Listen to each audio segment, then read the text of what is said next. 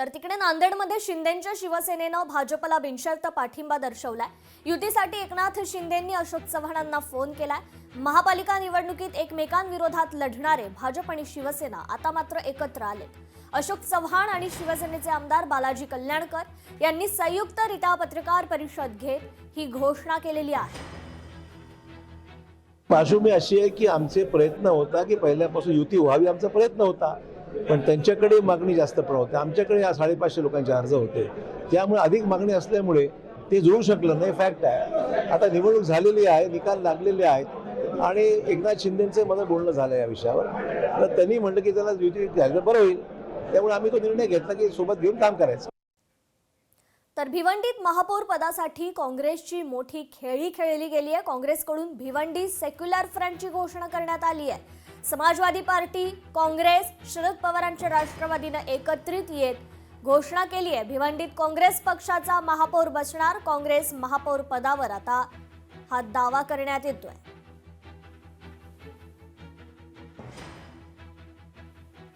एकूण 48 नगरसेवक होतात आणि आमचे प्रतिनिधी आहेत आणि आम्हाला विश्वास आहे की हे सेक्युलर फ्रंटचे जे लोक आहेत हे कुठेही इथे तिथे जाणार नाहीत आणि अजूनपर्यंत तुम्ही सर्वांना माहीत आहे कोणी पुढे येत नाही।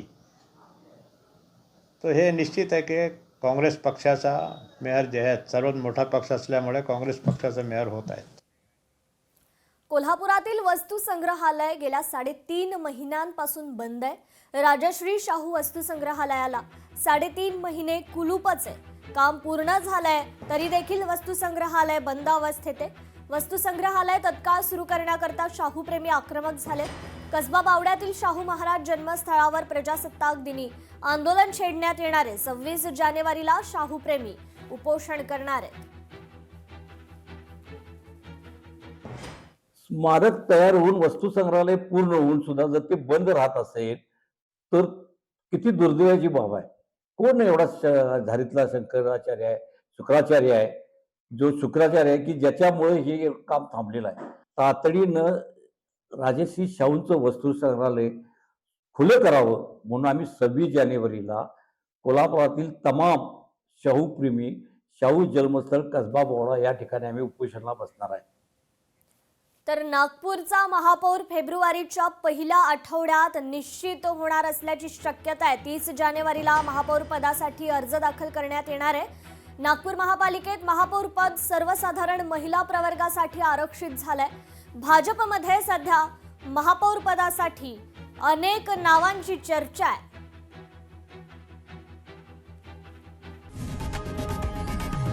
लोकशाही मराठी ऐका, पहा, जागरूक रहा।